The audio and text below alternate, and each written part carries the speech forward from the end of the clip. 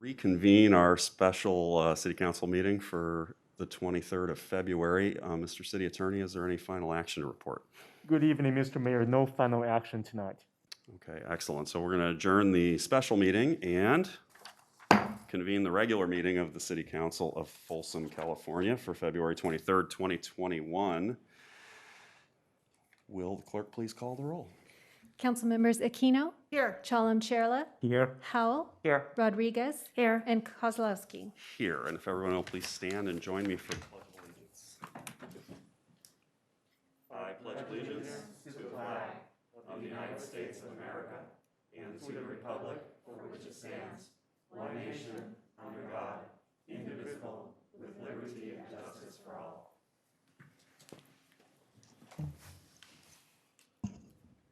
Okay, are there any agenda updates?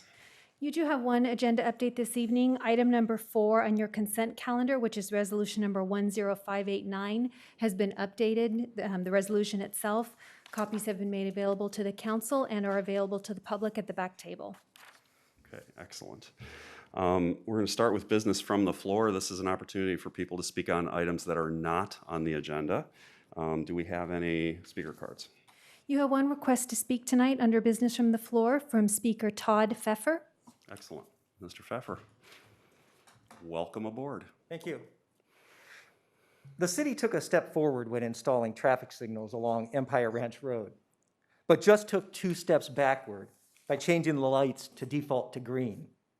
For background, I stood at this podium 4.5 years ago for the first time, in which I said, I'm here to ask that you approve the installation of a stop sign on Empire Ranch Road at either Ritchie or Woodhead. Over the next 14 months, I voiced concern at 5 more council meetings about cars speeding between Broadstone and East Natoma, a 1.2-mile stretch of unimpeded roadway. The former city manager stated at a council meeting that Empire Ranch Road is resistant to behavioral change by writing tickets. Police Chief Rick Hillman told the Folsom Telegraph that speeding has been a long-time challenge for the city and is one of the main causes of fatal collisions in Folsom. The city replaced the stop signs along Empire Ranch Road with traffic signals employing the most advanced technology available. I urge you to watch Engineering Manager Mark Rakoven's presentation to the council on August 22nd, 2017, listening for the primary purpose of the $2.2 million project, safety. Mike Tissell of KCRA demonstrated for viewers how the traffic signals default to red and switch to green by driving the speed limit. Traffic engineer Zach Bosch showed live video footage of cars approaching the intersection of Empire Ranch Road and Broadstone Parkway to visually explain to Doug Johnson of Fox 40 News how the default red changes to green. Shortly after going live in the summer of 2019, a motorist complained on C-Click Fix about the lights defaulting to red. Mr. Bosch posted the following. This was a conscious decision to mitigate the speeds of vehicles on Empire Ranch Road. If there are no cars, it will revert back to red in all directions. About 3 months later, Mr. Bosch responded to my concern that cars approaching red lights at 55 don't have to slow before the red switches to green. Mr. Bosch explained that the technology mitigates speeding by resting the signals in an all-red state. If traveling faster than 45, you need to slow down to wait for the signal to change from red to green. The weekend before last, I noticed the traffic signals were stuck on green. I assumed this was a system malfunction and required a simple software reset. Much to my surprise and dismay, Mr. Bosch informed me that this was an operational decision to recall to green in the absence of side street traffic, but transitions to rest in red in the overnight hours. This reversal defies all laws of logic and safety. We went from stop signs in all directions on Iron Point, Owl Meadow, Broadstone, East Natoma, and Ritchie after Firehouse 39 opened, to now having constant green lights. Unless a car comes out of a side street or a pedestrian presses the crosswalk button, there's nothing to slow speeding vehicles. This makes absolutely no sense. Can someone please explain why drivers are given an open invitation to speed on a widely acknowledged dangerous street? Haven't we had enough people die in vehicle-related collisions in Folsom in recent years? In the spirit of safety, I'm respectfully asking that you direct Public Works to return the technology to its original design, default red lights that switch to green for cars traveling the speed limit. Thank you. Mr. Pfeffer, just a point of clarification, if I could. Your comment about the time of day when it defaults to red and green. Correct. What is your understanding of that exactly? Traffic engineer Zach Bosch explained to me that it defaults to red in the overnight hours. Okay. The early morning hours. What time frame did you He believe never that to said, be? he never clarified. All right, thank you. But I travel that stretch every single day to and from work. My wife and I jog that route. My wife and I walk that route, so they're solid green. Okay, thank you. You're welcome. Thank you. Okay, scheduled presentations. First is from the County of Sacramento, but maybe the city manager could explain the purpose of this. Of course, Mayor, thank Yeah. you. Good evening, everyone. We learned very recently that the County of Sacramento Board of Supervisors will be considering a proposal at their meeting tomorrow afternoon to offer a 2-year pilot program for how calls related to mental health are handled within the county. When I learned about it, I did confirm that it will affect incorporated cities within the county, including Folsom. So I reached out to Sacramento County Executive Ann Edwards, and she very graciously offered that her staff could come before you to brief you on this proposal since it will affect our operations. Her staff also met with me and both our police chief and our fire chief to explain the program. And so Deputy County Executive Bruce Wagstaff will speak to you first and then introduce a Director of Health Services, Jim Hunt, from there. So I'll turn it over to Mr. Wagstaff. Welcome. Thank you, Mr. Mayor, members of the council. Thank you very much. Bruce Wagstaff, Deputy County Executive for Sacramento County. And we really appreciate the opportunity to be here tonight to talk with you about an important initiative that we are developing in the county, and that we'd very much like to work with you and your staff and the other cities in the county as we further develop it. This, as was just mentioned, is a proposal to develop an alternative 911 type response system for calls related to mental health, homelessness, and potentially other quality of life types of issues. It grew out of a proposal that came forward during the Board of Supervisors budget hearings last September, sponsored by Supervisor Kennedy, in response, frankly, to some very strong community concern at that time about events of last year involving law enforcement in the county. And we were asked to explore the development of a non-law enforcement response to these types of calls. So we have looked at other jurisdictions around the country that have tried to do this sort of thing, and some that have been doing it for a while. For example, up in Eugene, they're starting to do it in Denver. And we held a countywide community input effort because a system like this is really critical based on the community's perspectives of how it's going to work. So we conducted a countywide community input effort. And we'll, as was just mentioned, we'll be at the board tomorrow to provide them with feedback on what the community was saying about this system and to give them a proposal for how we could proceed based on what we heard. So I'm going to turn it over to Mr. Hunt, who's our acting director of health services, but I did want to emphasize a couple of points. One is, and very importantly, we know we've got a lot more work to do on this. We're laying out a proposal for the board tomorrow. With their approval, we'll move in this direction. We've targeted a start date of July 1st. So we know that over the next 4 months, we've got more work to do with numerous stakeholders throughout the county, including the various cities, the various law enforcement agencies. We've got a lot of work to do to ensure that we've got the right linkage with 911 calls, that we look at response times, which is an issue that came up yesterday in our call, and frankly, that we've taken the right steps to protect our staff in these situations. The other jurisdictions we've talked to haven't had that issue, but we certainly are taking a look at that. So really, it's a pleasure to work with you on this. We'd be happy to come back later and give you an update if that's your wish. But with your indulgence, I'd like to ask Mr. Hunt to come up and give you a quick run-through of how the thing looks. Thank you. Mr. Hunt. And we also have our Director of Behavioral Health here, Dr. Ryan Quist, to help answer questions. Good evening. It is a pleasure to be here, and you are seeing the exact presentation the board will see tomorrow. This, in fact, is taken right off of the board's website. We're so happy that we get to see it before they do. Well, We'll see how many of them are watching this meeting. yes, Don't yes. get them in trouble. Just real quickly, I want to go through some of the things we found from the community. We had a couple of community meetings and a survey. We had responses or attendance from 568 people.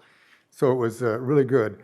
And these are some of the things that our community asked for. The goals that they wanted were to safely de-escalate crises and provide linkages to services and have a response team that does not include law enforcement. There's just so many people in the community, in the county, quite honestly, who are afraid of law enforcement and are reluctant to call 911. Ensure the model is community-based and decrease the criminalization of mental health and homelessness. And the types of crises they suggested we should respond to, obviously mental health and psychiatric, substance abuse, domestic violence and sexual assault. This one kind of gives me pause because, as your police chief will tell you, domestic violence situations are some of the most volatile situations you get into. And I'll discuss that in a minute, how we're going to deal with that and how we try to sift out what's really dangerous and needs to go for a 911 response and what can be responded to by mental health professionals.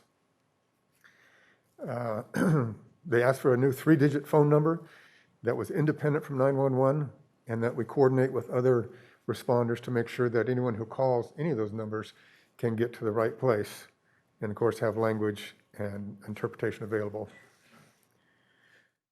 The different programs that we evaluated had different makeups of their teams. This is what the community suggested: mental health clinicians, peers, people who have lived the experience of mental health, either regardless of their diagnosis, what has happened in their life that will make them more empathetic to someone who has experienced a mental health crisis.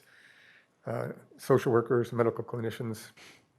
And I like the quote that one of the participants said: "It's incredibly important that the people who show up in these calls look like normal people and talk like normal people." I think that's a good idea. The skills and expertise that they wanted in the team: de-escalation, that they be trauma-informed. In other words, the folks who respond have experienced trauma similar to what our homeless and mentally ill folks have experienced, so they can, again, empathize with them and say, "I've been there, I understand, I know what you're going through," and develop that relationship that will lead to better outcomes. Have a background in behavioral health and, of course, be responsive to race, culture, gender, and disability. Types of services they wanted: housing and shelter was huge. Mental health assessment services, and then just basic survival needs, medical care, and crisis stabilization and respite centers through our mental health system. And the follow-up after the initial contact, ongoing case management and connecting services so that these folks have the support they need so we don't see repeat instances. Transportation, financial assistance, wraparound services, whatever it takes to meet the needs of that individual, and including the family and loved ones in planning. And then for the homeless folks, a needs assessment and referrals. Now, we asked the Sheriff's Department. Can I ask one question about the homeless situation? And this is just based on what we're seeing in Folsom. We believe that the point in time count was completely inaccurate in Folsom. We think there's about 70 homeless people, as opposed to 17 that were counted on that night. But what we're seeing at the winter shelter, as an example for this year, of those 70 people that we believe are homeless, the winter shelters, I think the maximum number that they've had any night so far has been, am I right, Sarah? I think it's like 13 or 14. So that tells me that there's a whole bunch of people that are homeless that have no interest in having a roof over their head for whatever reason. So I just want to put that out there because that's just what we're seeing in Folsom. I understand. And we help those that we can help, that want to be helped. We can't force people to. No, I know, and I think there's a big public misperception that all of these people, are looking for homes, and I think that's very, very far from the truth. Thank you. Okay. So we asked the Sheriff's Department to take a look at their calls for service in the last 2 years. And you can see the calls have dropped off, and I'm sure that's because folks were staying home with COVID-19. The mental health calls, what's interesting is of the 27, almost 2,800 calls they received, only 17 resulted in arrests, which tells me that an awful lot of these can be served by the type of team we're talking about and don't require an armed response. So we have a proposal, and we're talking about a call center and a field response team set up. And what we want to do is get this pilot project out there, test the concept, accumulate data, take a look at our operating issues, and measuring outcomes is huge. That will help inform how we move forward. And just like we're doing tonight and we did yesterday, we want to collaborate with our cities and with the other law enforcement jurisdictions in the county, because we crossed some lines. We're going to be talking about some of the same folks, and we need to have that collaboration and maybe even an MOU so that we have a good working relationship. That's one of the reasons we're here tonight is we don't want you to feel like we're imposing something on the city. We want to be in a partnership, so it's a benefit for both of us. Okay, then what we want to do is have crisis intervention and de-escalation services, assessing needs and risks, create safety plans for these folks, coordinate with their existing healthcare providers, and link them to services. So what we're talking about in the field is 4 two-person field response teams. And we have countywide coverage, and this is the approximate cost for a full year. And as Bruce said, we would going to try and get this thing operational by July 1st, but we do have a lot of work to do before then. And is that true that the highest call for service is between 9 a.m. and 6 p.m. during the day? I'm glad you asked that. That surprises me. Well, it surprises me too. I don't know if you, yeah, you can see this okay. If you look at between 9 o'clock in the morning and 6 o'clock in the evening, that's where our highest need for services is. That's where 55% of the calls are.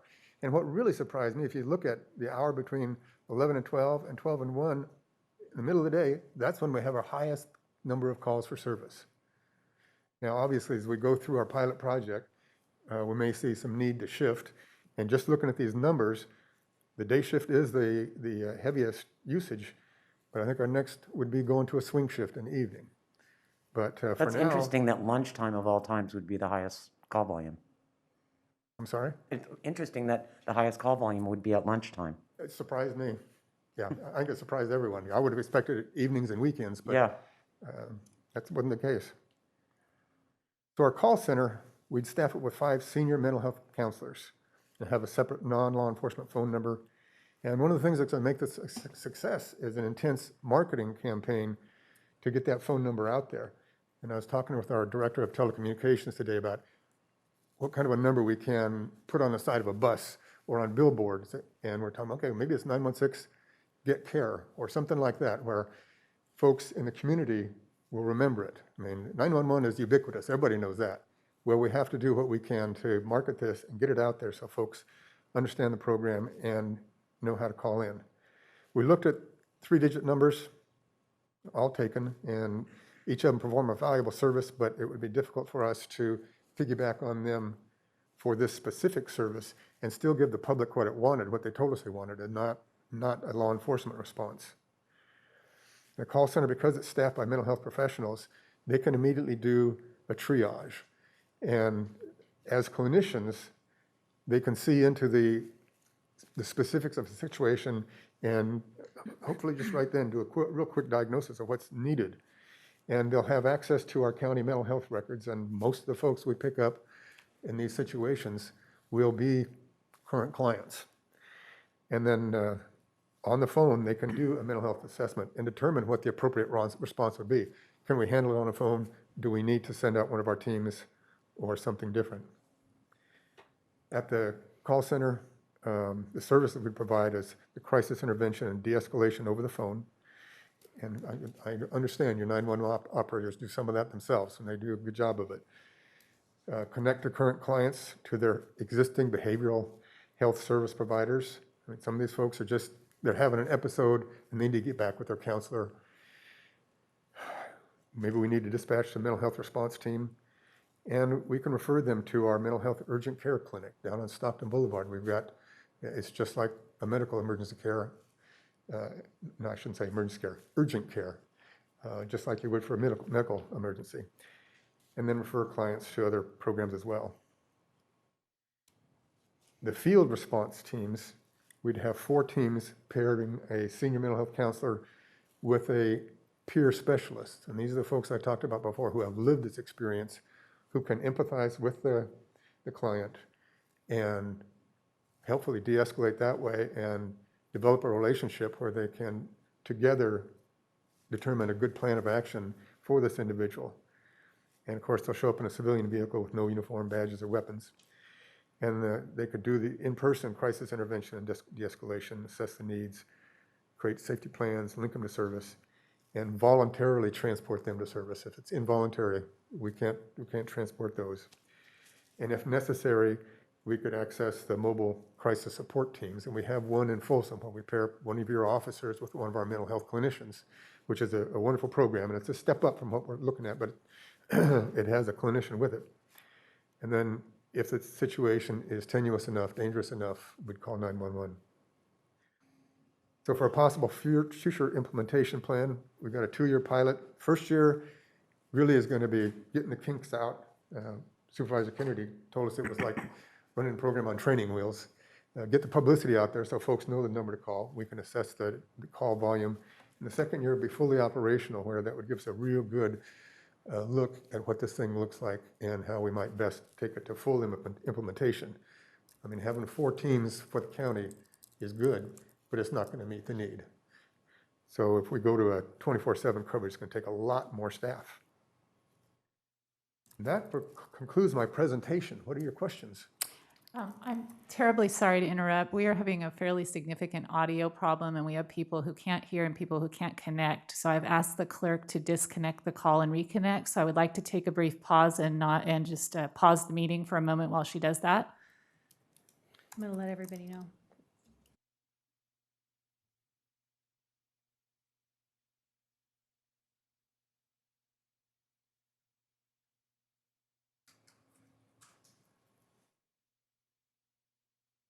Okay, for the callers on the line who may be able to hear us, we're going to end this call and then recreate the WebEx meeting. So go ahead and sign off and then call back in about 3 minutes.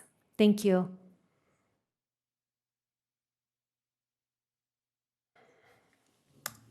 Except the people that can't hear you won't know that they have to hang up and call back. I also added it on the chat. Okay, cool.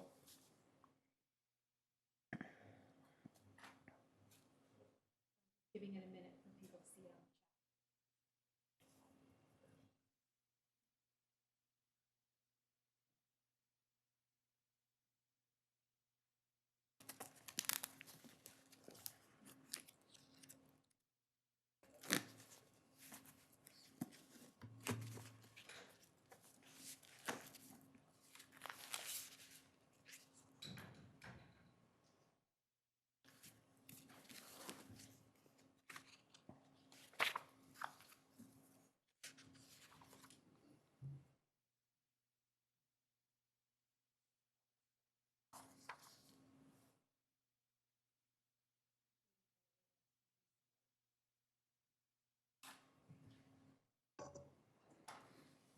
When do we expect Elaine to get here?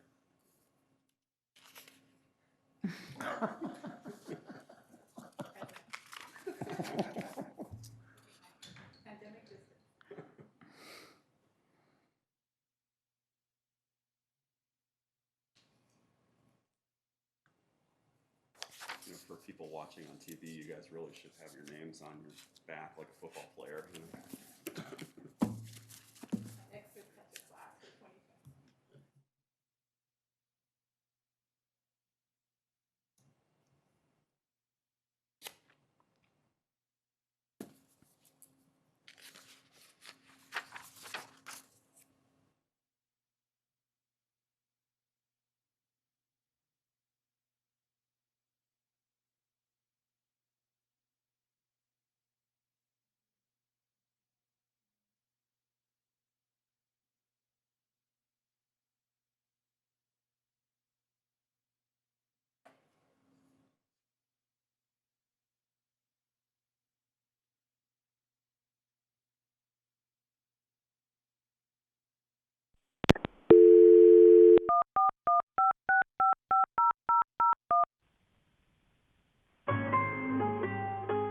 Welcome to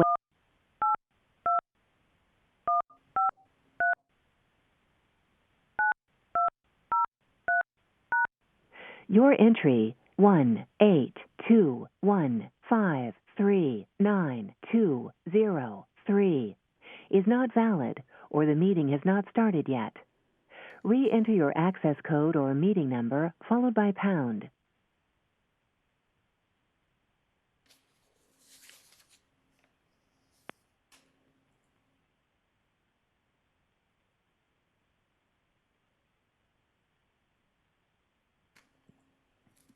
Your entry is not valid or the meeting has not started yet.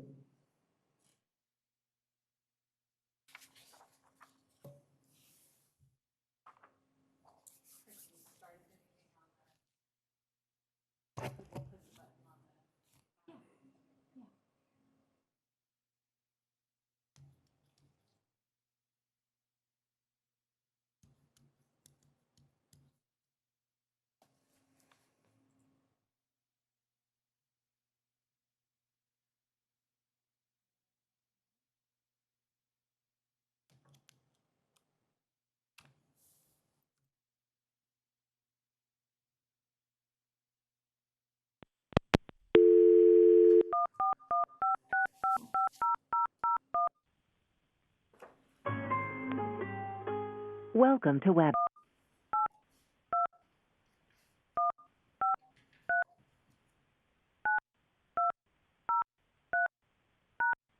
Your entry 182153920 is not valid or the meeting has not started yet. Re-enter your access code or meeting number followed by pound. We'll just have to, you can try one more time, Krista, and then we'll just need to move ahead. So Here, everything looks right. The meeting's up. I can see callers that are in the meeting. try one more time and we'll move ahead. I'm going to advise the staff that have consultants will just do it the full-fashioned way here.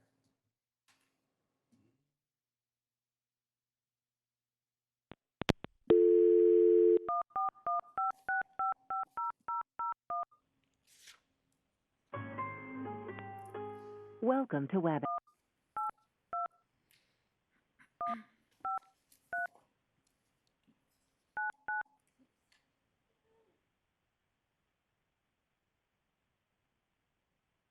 If you are the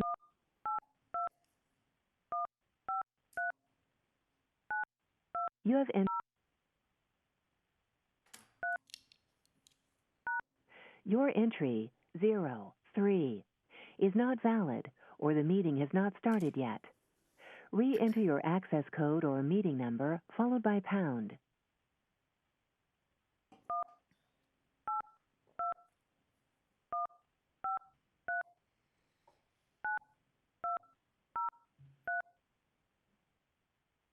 Thanks for using WebEx. Visit our website at www.webex.com. Use this. Other people are logged into it? Can we have somebody from the staff just call into it? Well, that's what, And listen that way? yeah, what we're going to do is we only have one item where we have some external folks. So we're going to connect them through a cell phone.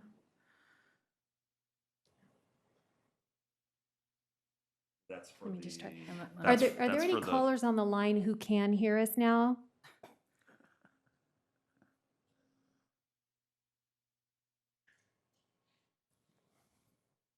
These were callers about public hearing item number 9 or the new business? Okay.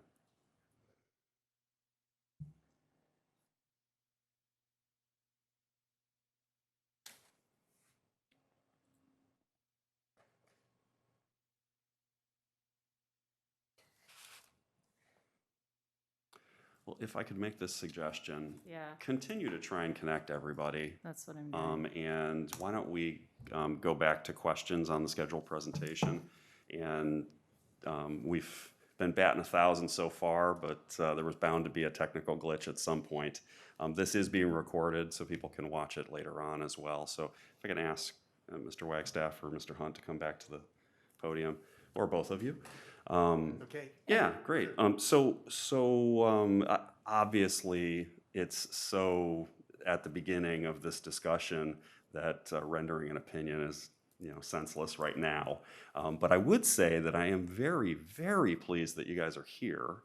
And the spirit of collaboration is something that we have longed for. So really happy that you're here. And then I'll throw it to my colleagues for any questions that they may have. Sarah, do you have anything? I don't know if I have questions, as maybe just much as some comments and a few concerns. I'll echo the mayor's comments. Appreciate you being here to answer questions, and really applaud the county for wanting to do more as far as mental health. I think we can all agree that is sorely needed. You mentioned the mobile crisis support team. That has been very successful. We'd love to see that go, around the clock here in Folsom, not just the 40 hours per week. I just really want to make sure that, I know it's kind of what comes first, the chicken or the egg, and you don't necessarily want to come to the cities and get our feedback before you've gotten the okay to go ahead with the county board. But it's really important, I think, to me that that our police chief and our fire chief are on board with this, because frankly, when the chiefs have concerns, I have concerns. Sure. To me, this kind of, it all centers around the scope of this program, right? What sort of calls are they going to be responding to? You mentioned the domestic violence calls. To me, those absolutely need a law enforcement response, not just a mental health response. Mr. Hunt, you referenced the 2,700 plus or minus calls and only resulting in 17 arrests, and talk about, I can't remember exactly how you worded it, but maybe that a mental health response could have been sufficient in those cases. I would argue maybe the opposite, in that your deputies were well enough trained that they de-escalated the situation almost 2,700 times out of 2,700, right?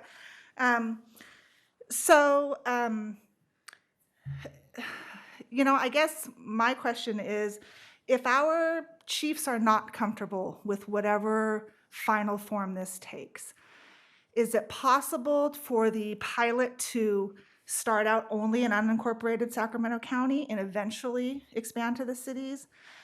Is it possible to narrow the scope and just say, we are only going to respond to this particular type of call. We're going to see how it goes, and if it goes well, then we can expand that in the future. I think we all know that, there are calls that come in that these have to have a law enforcement response.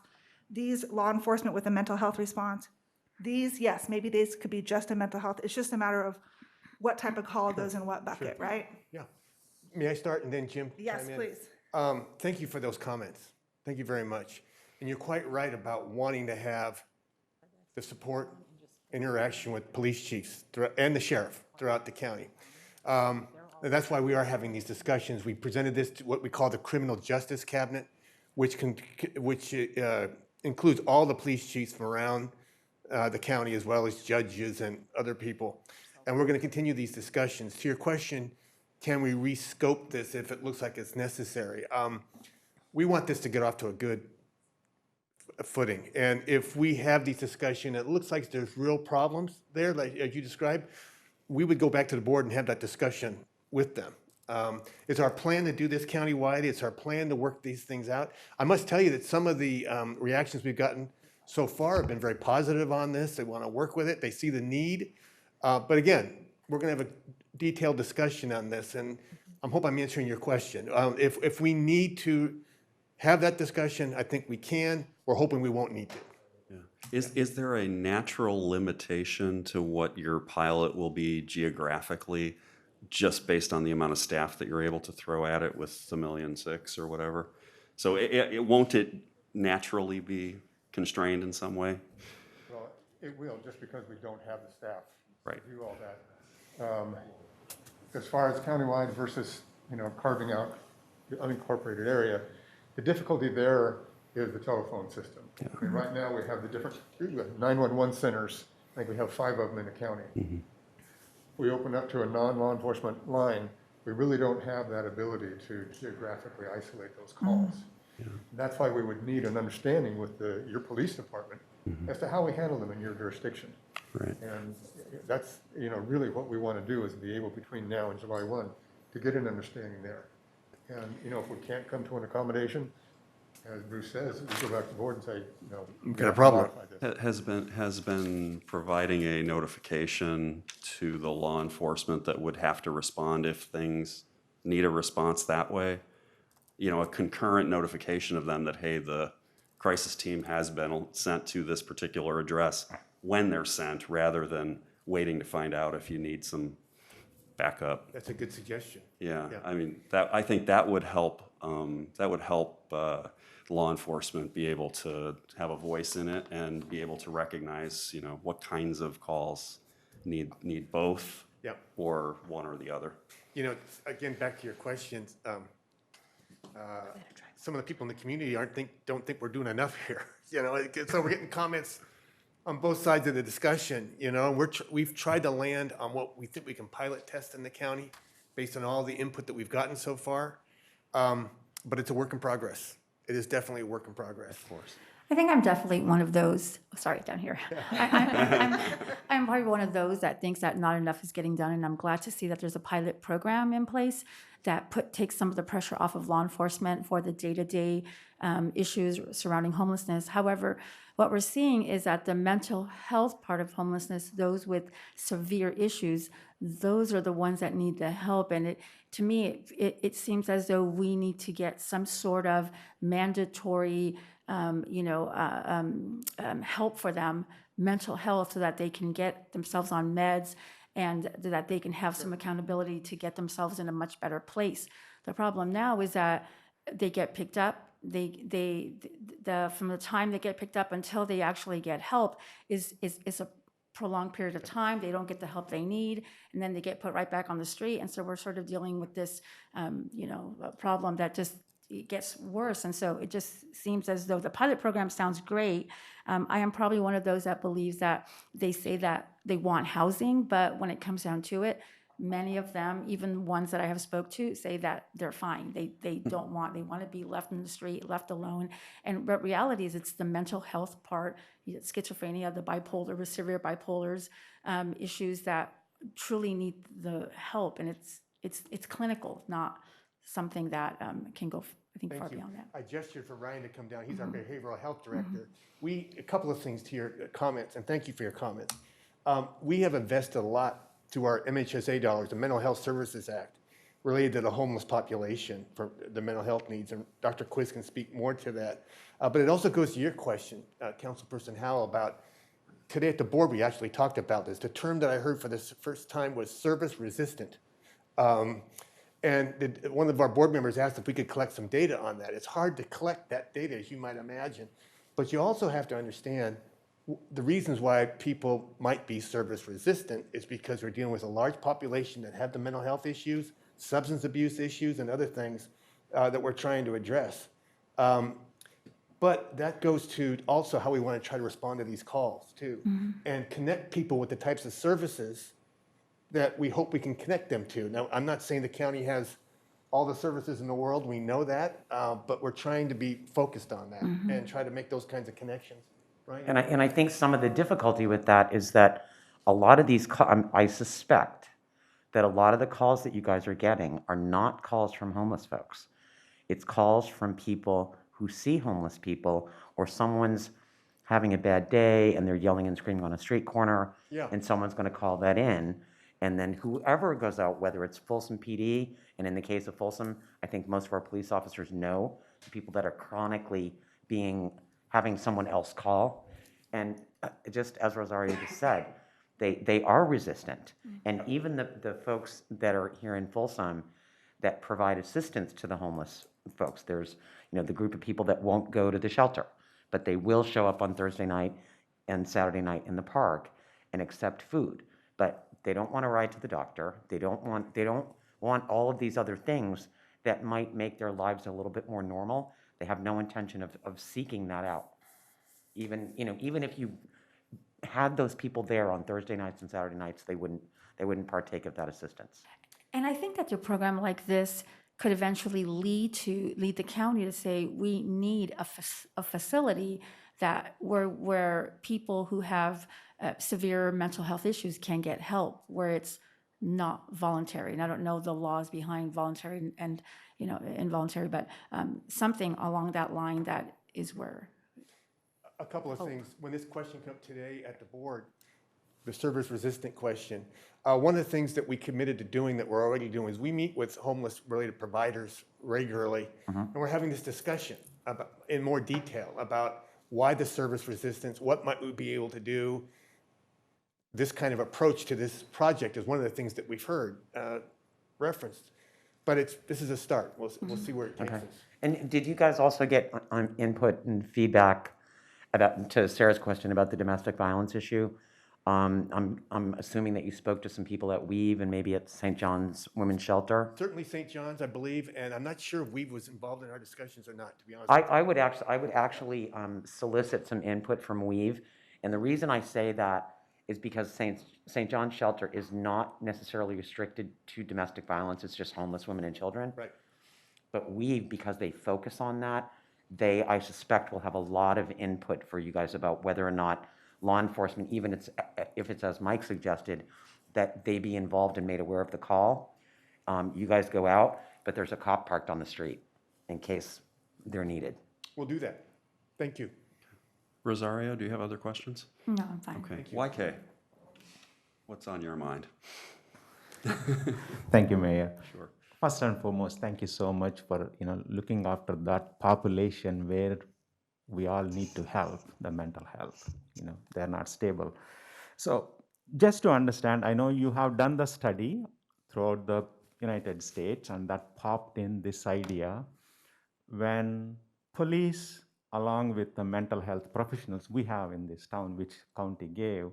So your research is showing when police goes along with the mental health, the homeless or the mentally ill person is not cooperating. And when we go with this non-law enforcement people, then the success rate is high. Is that what the research you guys have done to propose this one? Just want to understand. Go ahead. What do you say, Ron? Good evening. We don't have any actual experience yet with this non-law enforcement model as it's currently described. So what we have our mobile crisis support team, which does the law enforcement and clinician that goes along. And then we do have a community support team, which is clinicians and peers that go out. And they've had a lot of success rate. To the service-resistant folks, they basically do relentless engagement, where they spend lots of time developing relationships with the individual that maybe is not wanting what you're offering. Well, what do you want? What do you need? And you develop a relationship with them. Oh, you have a sore on your foot that you wish would go away. Can I get you a doctor's appointment tomorrow morning? You're talking about you're talking about the navigator? It's called community support team. But is that the equivalent of, because we have the navigator out here during the week? It's another one of our programs Okay.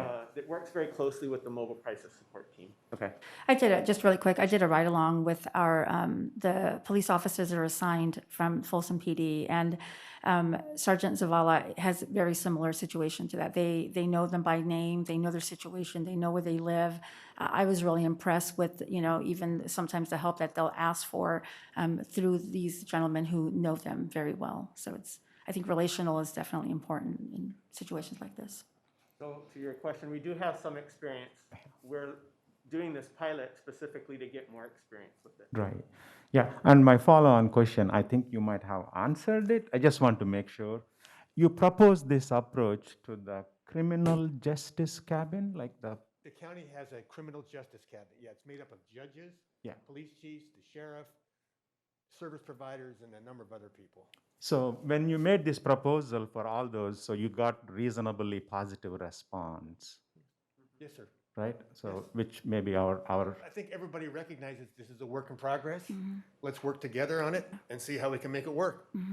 Okay. No, the reason why I'm asking that one, I know Sarah made a point, which probably the same point I have, like domestic violence and sexual assault is an example. One of those we are going to address. When this is going through the either 311, whatever the call, our local police officers doesn't know what's going on. But is there a bridge between that? What's going on in Folsom? How many sexual assaults being addressed by your team, but our police may or may not know?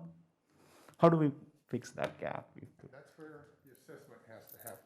When our call center, having been staffed with mental health professionals, senior mental health professionals, to assess the situation. And in domestic violence, that's going to be a very careful assessment. Are there any weapons on scene? Well, if there are, you know, Chief Hillman gets the call, not us. Okay. There are domestic violence calls that just need someone to go out and call when the party's down. Got it. But there are some where you've got to have a police response. And that professional assessment by those senior mental health counselors who are experienced or trained is what we're counting on to sift those out so we don't go someplace we shouldn't. Okay. Yeah.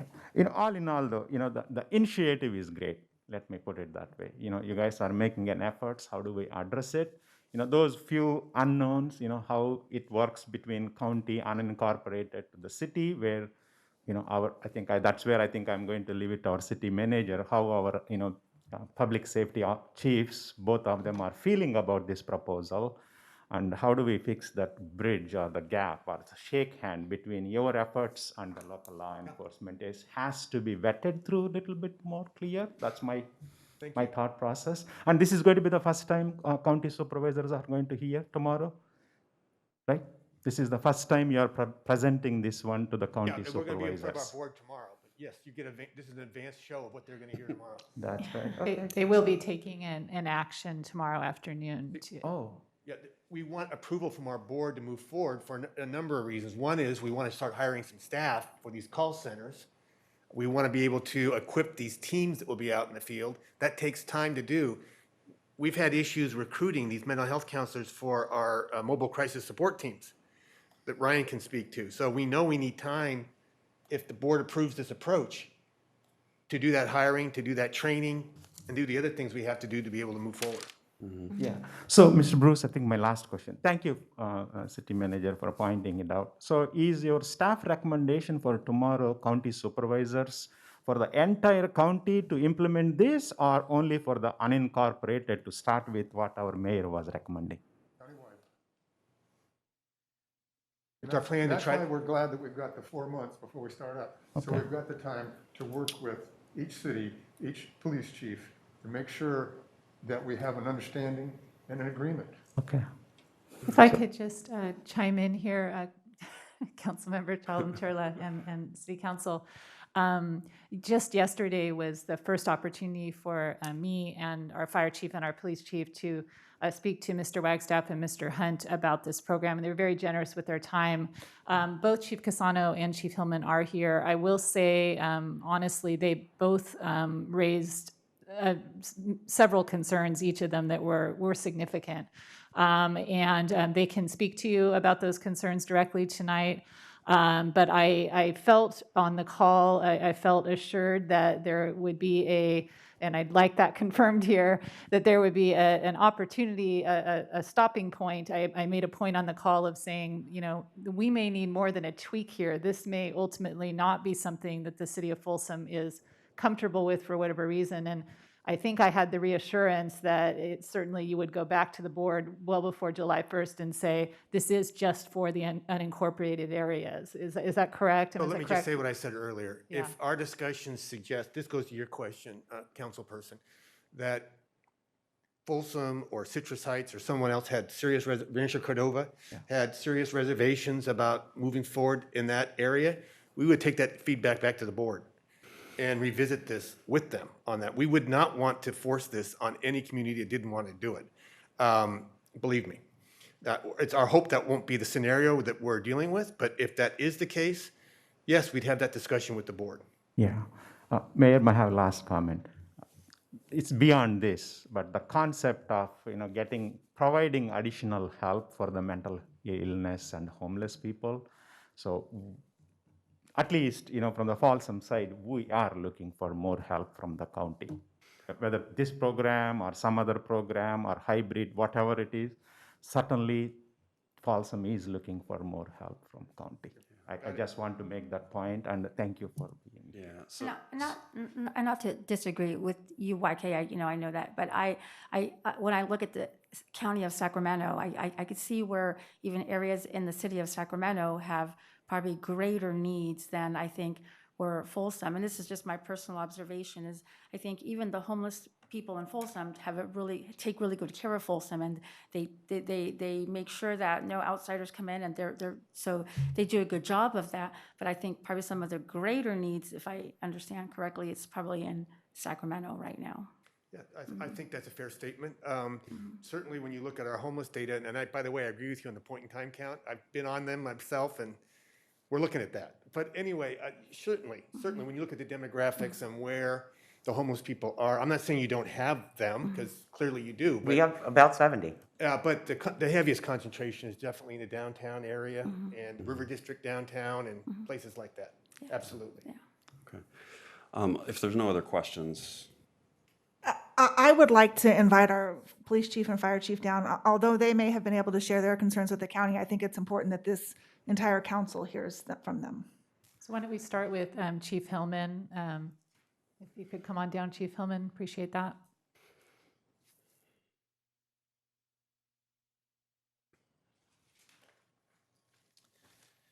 Mr. Mayor, members of the council, Rick Hillman, your police chief.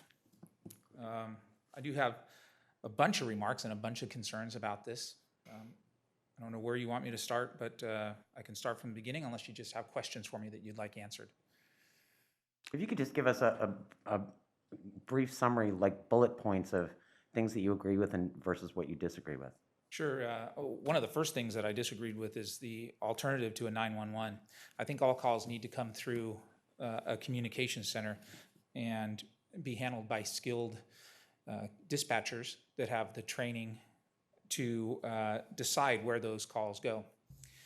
In our police dispatch center, our dispatchers answer calls for police and fire, and they decide when it goes to fire and whether or not law enforcement is needed. There's sometimes when we hand off a call and we need to get it back. Somebody will call in a cut and want a medical assistance, and while they're talking to the fire dispatcher, say that they got the cut from somebody stabbing them. So it gets transferred back to the police department. We need to be the ones that route information because every minute counts. In medical emergencies, we hear that a lot with the fire department, that every second counts. And things don't need to, or people don't need to be confused by having another number, an alternate number to call. Chief, is that defeating the purpose in some way, though? Not that I disagree with you, but if the people that are experiencing the situation specifically want a non-law enforcement response, how can they achieve that if all calls go through 911? Well, if somebody breaks down and needs a tow truck, we will get them a tow truck. Sure. We have a number to call. We know people. So they'll get us that tow truck. So the same type of thing would occur here where we evaluate something and we would call the right people because this is about people in crisis, not people with just mental health behavior issues. Sure. These are people in crisis when they call for assistance. Okay. So it's much different than just somebody that has. So you're,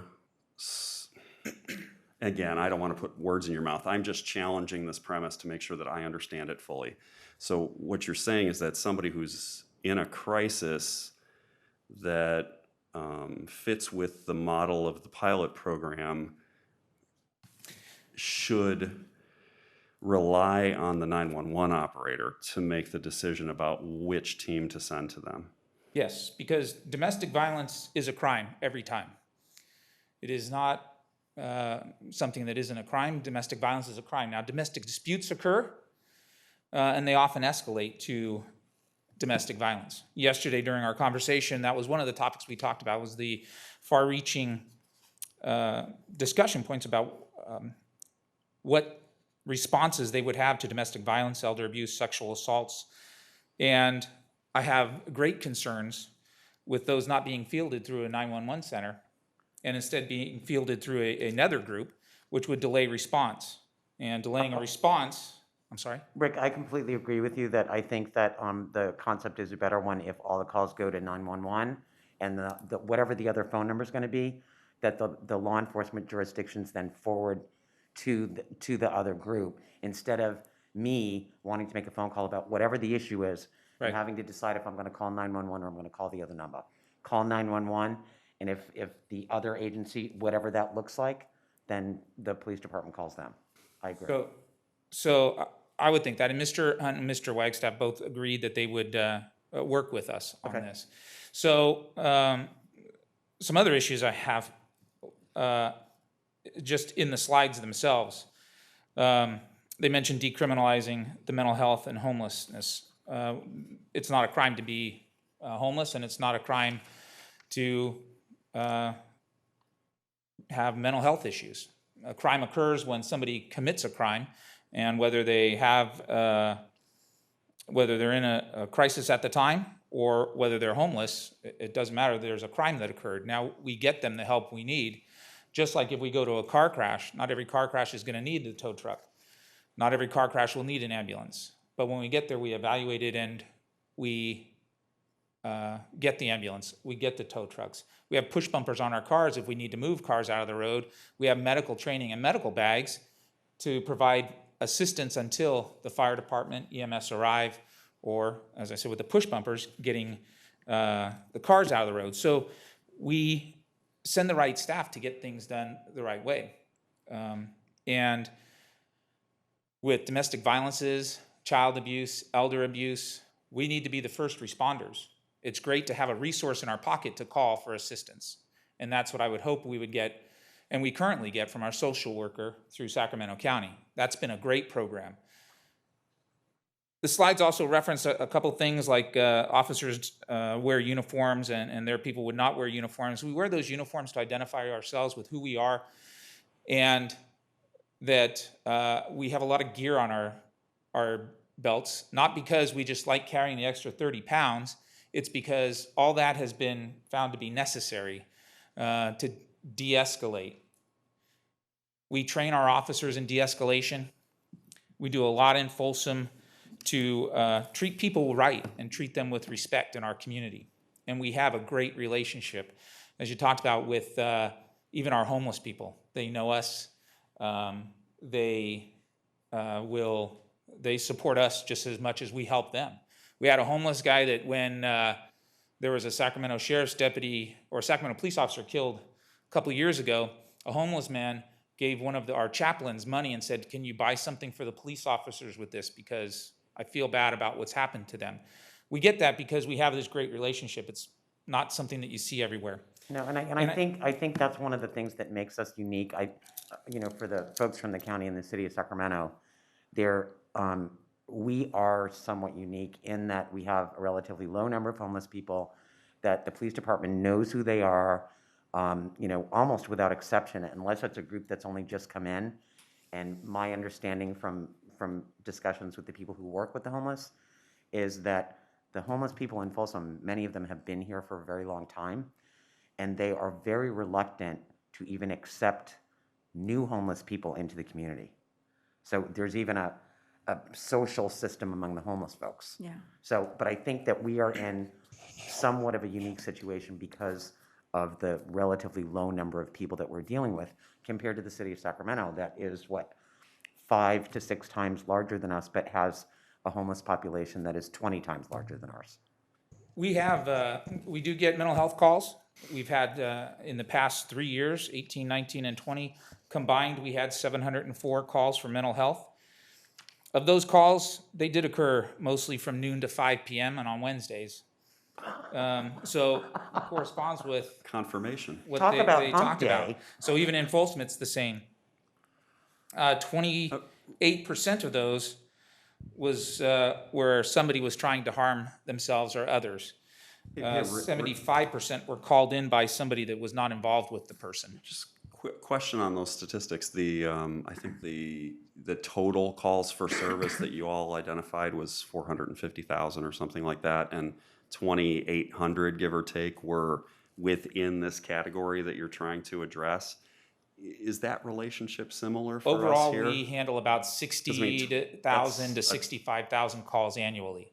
Okay, and of that, is it similarly, 1 or 2% that are this type of 55,000 call that calls we've and been about discussing tonight?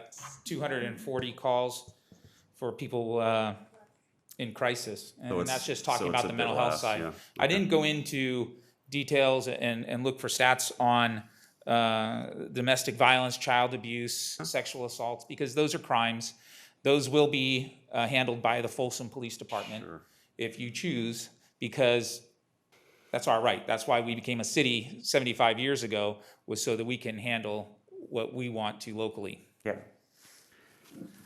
So the other concerns I have, many of them have been addressed, and we can work through many things. I think that there is that the program itself has a good idea.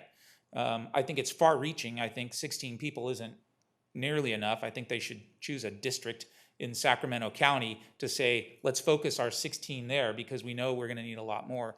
And why start out being unsuccessful? Because they'll be called quite a bit, and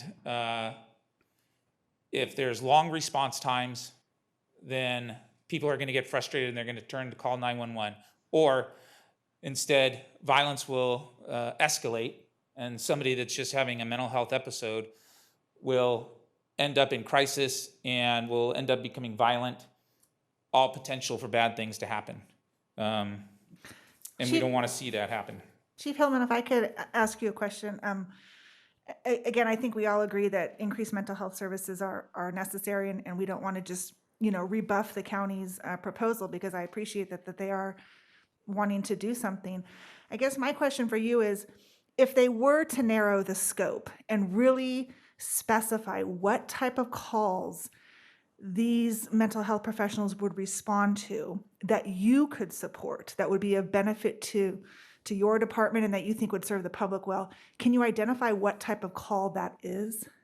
I think calls that involve mental health, calls that involve homeless would be great for them to assist us on. Even neighborhood disputes, civil things, to where people just need somebody to talk to oftentimes. These non-urgent calls. I think that there's several different programs in place around the country that is trying to address this. I spoke yesterday about the city of Houston that has a big program. I think they have 76 people assigned to their unit, but it includes people in the communications center. So 911 calls, people calls 911. A dispatcher can send the call to a clinician who's in the dispatch center. That person isn't responsible for being a dispatcher. They're not answering just any 911. They wait until a call comes to them. But then they can put information into the same system that we operate on locally. So we know what's going on.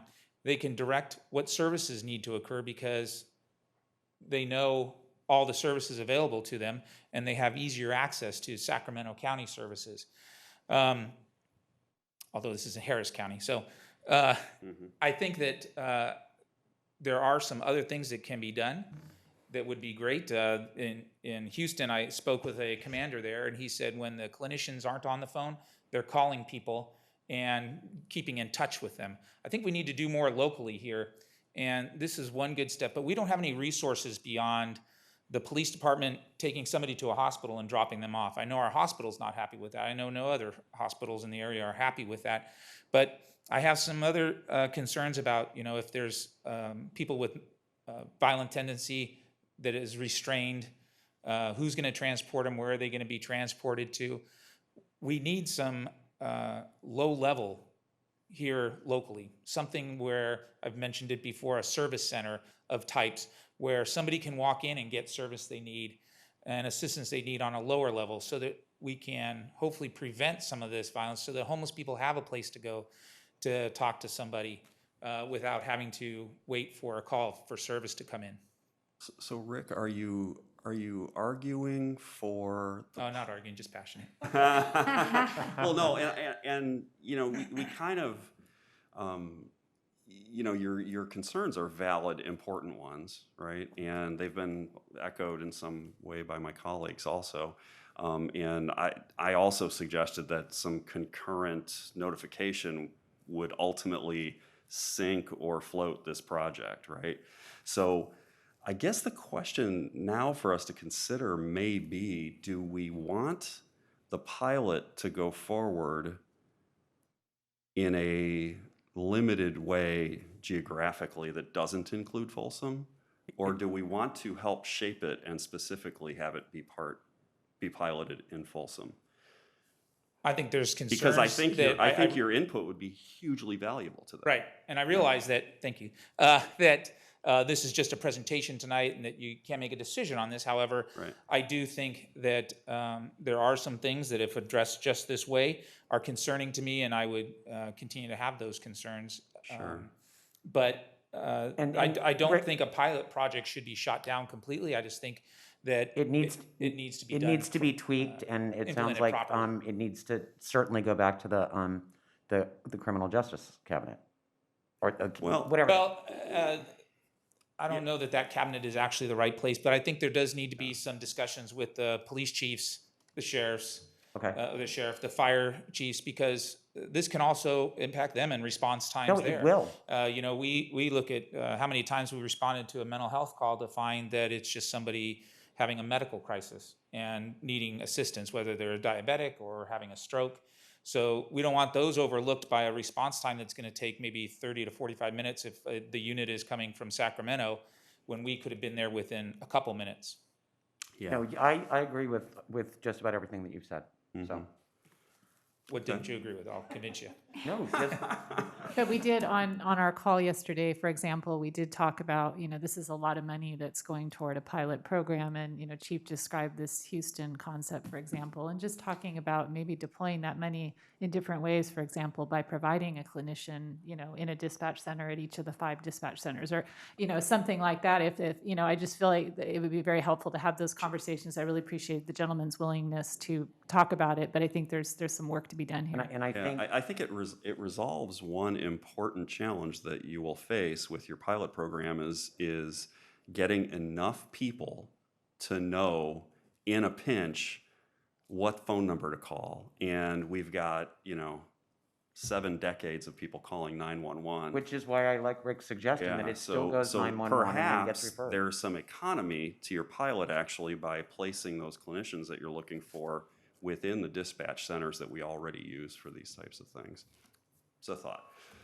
And then Chief Casano did have some concerns as well, particularly related to medical symptoms. Thank you, Chief Hellman. Thank you. So Chief Casano can just make a few brief remarks, and then we'll take your direction. Mr. Mayor, members of the council, Ken Casano, Fire Chief. Good evening. I will be brief. I do want to thank Mr. Wagstaff and Mr. Hunt for their time yesterday, just explaining it to us. I do have some concerns over this, and although I realize that mental health, there is issues, there can be crisis, I have to agree with Chief Hillman on most everything that he says. I can't find. Oh, sure, but he doesn't ask you, what do you not totally agree with? This kind of was sprung on me. The city manager asked if I'd heard about it, and no, I did not. I know a lot of people here in Folsom. I have family in Folsom, and I still can't find anybody that has heard anything about this. So I don't know where this forum took place or who it involved, but I can't find anybody that was in Folsom that was involved. My main concerns really are a lot of what Chief Hillman said about response times. There are issues that come up where somebody else may be calling for somebody thinking that they have a mental health issue, but it's really a medical issue. And if they call this 7-digit number, it could be 45 minutes to an hour and a half response time. Well, time is of the essence with medical aids in some instances, and that's a long time. I mean, that could be the difference between life and death. So I would agree with Chief Hillman that I think most of these calls should be coming through a 911 center. I have yet to really find anywhere that mental health crisis response teams are not working directly with law enforcement. They are in the dispatch centers. They mention Eugene, Oregon. Well, that's Cahoots. That's that's their acronym. Their calls come through a 911 dispatch center, and then they are transferred once they're known that it's a mental health issue to a crisis team that can go out and do what they need to do. But another concern that I really have also is that, and I kind of put myself out there in the field, you know, this is not a controlled setting. I have real concern public safety wise, and that's not just here in Folsom, that's for the members of a response team that are going out into the field of the unknown. I would be remiss if there isn't a crisis worker right now that's riding along with PD that would even accept a job doing that to go out by themselves. I think they know full well that being out in the field is unknown, it is very unsafe, and you just need law enforcement there sometimes, most of the time when you're out doing this. So I know that there's mental health issues. I can see you know, if somebody truly wants to just have somebody come out and talk to them, I can't believe that there aren't numbers that they can call right now and do that. When they use the term response, the hairs stand up on the back of my neck because I don't know what that really means. I don't know how police here in Folsom or the fire department would even be notified that there's a response going on. We'd just be in the blind, and it could be a double dispatch where somebody gets tired of waiting. A call comes out now for 911, and now we got the crisis response team going, and now we have public safety. And they're in plain clothes. How do you sort? So how do you sort the apple basket? There's a lot of unknowns. So, you know, I believe that they need to have the response or the crisis staff in the dispatch centers is where I think the best good would be to at least filter out those type of calls that need to be transferred to a specialty, the mental health crisis response teams. Other than that, I mean, I look at this as more of a law enforcement issue and not a fire issue, other than the public safety that I did mention. The only other thing that comes to mind is when you talk about transportation, you know, some of these, the people that are in mental health crisis, they don't necessarily, most of them have to be medically cleared before they can go to a psychiatric facility or anything like that. It hasn't been answered. Would they have the authority to clear these individuals medically? And if they didn't, who are they going to call to transport? We certainly will transport, but we can only transport to an emergency department. We cannot transport to psychiatric facilities or help places like that. Okay. All right. Final comments or questions from the council? Rosario, anything else? Carrie? No, I would just, you know, hopefully you've heard our comments, and you can feel free to let the board tomorrow know what the feedback was in Folsom. Thank you. YK? I think I'm going to echo what Kerry Howell, council member, saying. Few things I think they are explicitly saying, you know, all calls going through the 911 is a safer bet than going on their own. And time is another thing, you know, somebody dispatching from all the way Sacramento, maybe thinking out, since you guys are open, how you are going to implement, maybe some staff maybe in between Folsom and Rancho. I mean, I'm just saying it, you know, how do we cut down that time? And, you know, domestic violence and sexual assault, they are clearly the, you know, crime kind of incidents, you know, how do we, I think I see it. I think you heard from them. I'm just, you know, trying to, you know, echo the same thing. If you guys can work with our, you know, law enforcement and see where the common things, certainly I think, you know, Rosario was saying it, you know, the mental health is an issue. You know, I think even our city manager was saying, you know, those funds can be, you know, indirectly or directly given through the resources to help the people here. And that's the same thing Chief Hillman also said, is the clinic in Folsom can be treated those mentally ill people. We do have, but right now there is no health reach in Folsom, we got to drive all the way to Del Paso, right? It's 40 minutes drive. Things like those, that's what I think my emphasis was when I said we do need help. Thank you, Mayor, and thank you again for being here. Mrs. Vice Mayor. I would just hope that our city manager and both chiefs would continue to work with the county. Hopefully, we can massage this a little bit and craft a program that we can all support and provide a good service to the community. So thank you. Understood. And I will just say, kind of in conclusion, that we are extraordinarily fortunate to have the luxury of a community that has enormous trust in our law enforcement agency here in Folsom. And I know that that's not the case every place.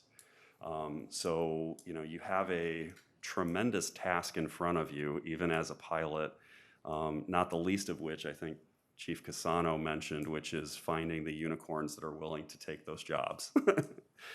So I wish you luck. I hope that you get your pilot off the ground and can craft a program that is helpful and well coordinated with the services that are already available. Thank you. Mayor, I just wanted to update, thank you to the county staff very much. I wanted to update the mayor and council. We've been working actively throughout this meeting. We've now connected a cell phone to the WebEx line, and we're trying to find out if people can hear us or not, but we're trying to jerry-rig things as we go.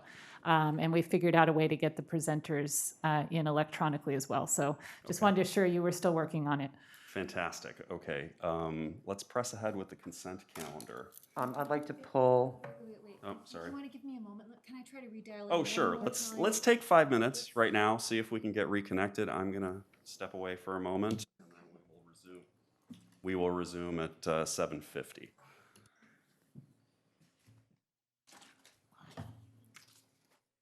Reconnected now? Yes, we are reconnected, Mr. Mayor. Outstanding. Welcome everybody that is on the phone line. And next up is our consent calendar. Are there any items anybody would like to pull? I would like to pull item 3. Okay. I'll move 2 through 8, excluding 3. I'll second. Okay, we have a motion and a second. Please call the roll.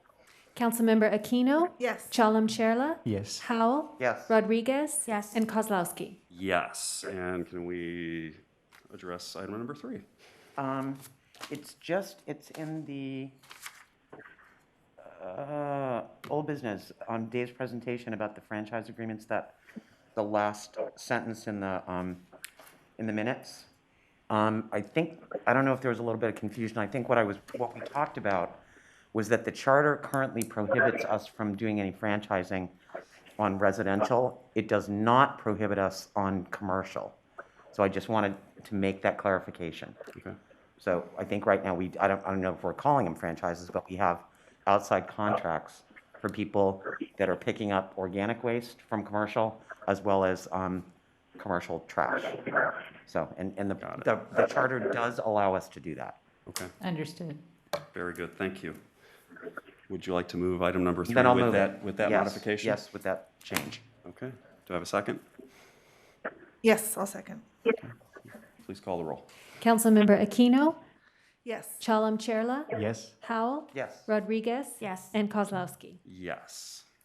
Okay, our first public hearing. Okay, I take us to our public hearing, item number 9. This is a hearing regarding Alder Creek Apartments located at the southeast corner of Alder Creek Parkway and Westwood Drive in the Folsom Plan area. Good evening, Mayor Kozlowski, council members. A special welcome to our new council members who have seen and not seen in different places in different times. Good to see you again. Thank you so much. Steve Banks with the Community Development Department. The project before you this evening is the Alder Creek Apartments. It is a 265-unit multi-family apartment unit complex in the Folsom Plan area. The applicant is the Spanos Corporation. They are seeking approval of a number of different entitlements this evening, including a general plan amendment, a specific plan amendment, a plan development permit, and lastly, a minor administrative modification. As I mentioned, the project is located in the Folsom Plan area in the Mangini Ranch Phase 2 subdivision of the Folsom Plan area, east of East Bidwell Street, south of Highway 50, and south of Alder Creek Parkway, as shown on the map.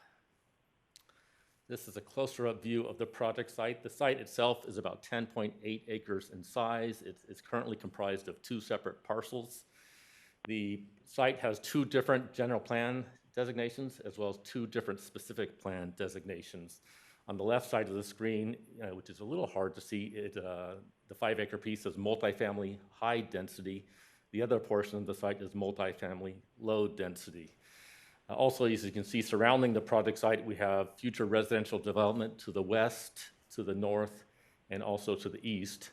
To the south of the project site, we have a future park site, as well as a future elementary school site shown in the blue color.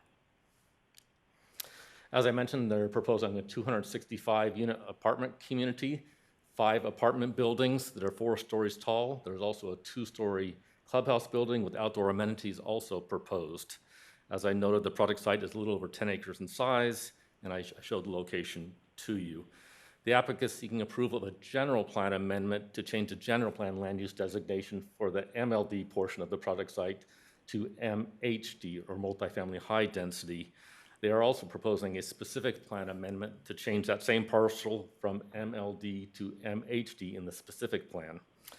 They are seeking approval of a plan development permit, which establishes specific development standards for the project. It also gives staff the opportunity to look at the site design as well as architectural components of the project. The applicant is also seeking approval of a plan development permit to deviate from the sign standards established by the Folsom Municipal Code, and I'll talk about that a little later in the presentation. And lastly, the applicant is seeking approval of a minor administrative modification to do 2 things. One is to move 62 allocated dwelling units from other locations within the Folsom plan area to the project site to accommodate the proposed density. And they are also proposing to relocate other allocated dwelling units within the plan area to another site that is a multifamily high density site also located within the Folsom plan area. In terms of staff's analysis and in the staff report, which I know you've read through, these are the key components or topics that staff analyzed with this project, and I'll touch on a majority of these as I go through the presentation. I mentioned earlier the applicant seeking approval of both a general plan amendment and a specific plan amendment. With approval of these amendments, the entire 10-acre project site would have a MHD, or multifamily high density designation. In looking at this request, multifamily apartments are a permitted land use in the multifamily high density designation, both in the general plan and the specific plan. The project is also within the allocated density range. The allocated density range for MHD is 20 to 30 units per acre. This project falls right in the middle there at 24.5 units per acre. Staff also looked at a number of community benefits with these proposed amendments. In terms of housing supply, I'm sure many of you have read articles over the last year or two noting the housing shortage throughout the state of California. And depending on which article you've read, you may have seen 3 or 4 million housing units were short in the state of California. So this project provides a benefit by providing 265 multifamily units within the Folsom plan area. Scott, what's the anticipated increase in population based on the increased number of units? That's a good question. I don't believe there's any population increase based on this this change. Well, if we're building more units, then there's going to be more people there.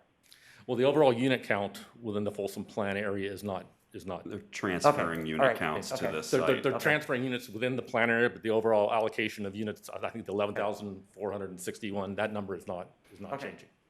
Good question. In terms of housing type, we don't have multifamily housing currently south of 50 in the Folsom plan area. So this would be the first multifamily project within the Folsom plan area. The applicant is also focusing this on the upper end or luxury apartment community. They've done a lot of market research, and they seem to believe that there's a niche or a market or demand for high-end apartment units. So that's what they're focusing on with this project and the amenities that they're providing. And I can get your questions at the end of the presentation if that's okay. And lastly, there are a number of economic benefits. It's estimated to have $13 million in impact fees will be paid with this project, and approximately $1 million in property taxes on an annual basis. Those funds will go to public improvements, roadway improvements, schools and parks and those sorts of things. There's an economic benefit. In terms of the plan development permit, The only reason a plan development permit is required for this project is they're looking to deviate from the sign standards of the Folsom Municipal Code. Specifically, the code allows one freestanding monument sign for a project like this.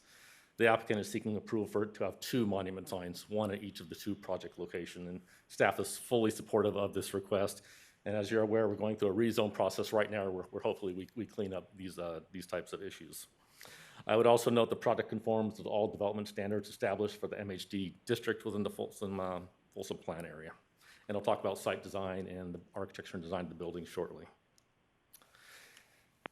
This is the site plan submitted by the project applicant. As I noted, there are 5 4-story apartment buildings situated around the project site. Our 2 access points are provided to the project. The primary entrance would be located on the south side of Alder Creek Parkway, where my pointer is. Secondary access would be provided by a driveway off of Old Ranch Way. The site is intended to be have wrought iron fencing to secure the project site. This will be a gated community. Well, 2 gates allowing access into and out of the project site. There is a 2-story clubhouse building referenced earlier in the upper right-hand corner of the project site, and also has outdoor amenities tied into that clubhouse amenity. A traffic impact analysis was prepared for this project. It relied on 3 other studies that were conducted within the last 10 years. The study looked at street intersections within the immediate project vicinity. There were 10 intersections the study looked at. It looked at the intersections under 2 different scenarios. One is a baseline scenario in the year 2024 without the project, and the other scenarios with the project in the same year, 2024. And I've listed the number of daily trips in the vehicle, trips in the AM and the PM peak hours. When we take these vehicle trips and apply them to those 10 study intersections, no level of service change was detected. And as a result, there were no impacts projected to any of those 10 study intersections. This project is not subject to VMT or vehicle miles traveled, as the environmental document that was approved for the Folsom Plan area at the time, level of service was the standard, and that standard still applies to this project as an addendum is being prepared with this project. However, we did ask the applicant to prepare a vehicle miles travel analysis. They did the analysis and they determined that the impact in trips was negligible with this project. The study also looked at a number of site-specific considerations, including the spacing of the driveways relative to street intersections, the throat depth of the driveways to make sure vehicles aren't queuing onto nearby public roadways. On-site circulation was analyzed. The adjacent street circulation was looked at. And lastly, the deceleration lane requirements were looked at. In terms of access and circulation, there were 2 recommendations made by the traffic study, and this relates to vehicles exiting the primary project driveway. And I'll go back 1 slide. There was a concern that if vehicles exit the project driveway in Alder Creek Parkway and want to go back west towards East Bidwell Street, that they would attempt to make a U-turn movement at the intersection of Alder Creek Parkway and Quail Meadow Way, or at Alder Creek Parkway and Placerville Road. Those areas don't have the capacity to accommodate that left turn movement. So the study recommended that signage and striping be placed indicating that no U-turns would be permitted at this location and then the intersection of Placerville Road and Alder Creek Parkway. There was also some conditions of approval relative to the operation of the 2 gates. And the conditions, we are recommending the primary entrance on Alder Creek Parkway, that each resident have a transmitter, so they don't have to enter a key code, but they can press a button, and the gates will open, avoiding queuing to occur on the nearby public streets. We are also recommending that visitors use the Alder Creek Parkway driveway, that signage be provided directing guests to this driveway entrance, because there is room to turn around at this particular driveway entrance, and the gate is further back, and that the driveway on Old Ranch Way be limited to residents only. So those are included in your conditions of approval this evening in terms of access and circulation. This is the vehicle circulation exhibit. As I noted, the primary driveway is on Alder Creek Parkway, and this driveway only accommodates right turns into the project site and out of the project site due to an existing landscape median in the roadway. The driveway on Old Ranch Way will accommodate all turning movements into and out of the project site. This is a pedestrian circulation exhibit, the pink or fuchsia dash line. There will be sidewalks located around the entire perimeter of the project site.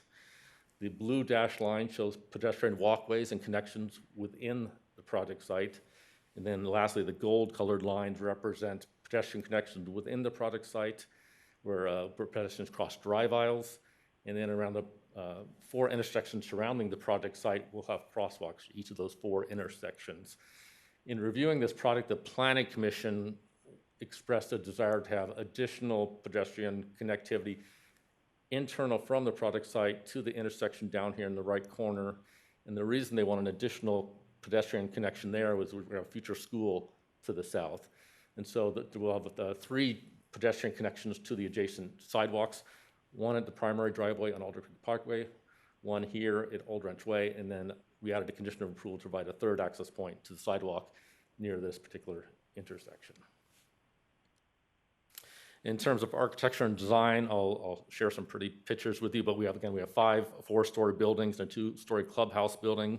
It's a fairly contemporary design. However, they've included some color elements and building materials which make it feel agrarian in nature. It's similar to the commercial development that was approved at the corner of Alder Creek Parkway and East Bidwell Street recently, both in terms of building materials and colors for early blends well with that particular project, which is not constructed yet.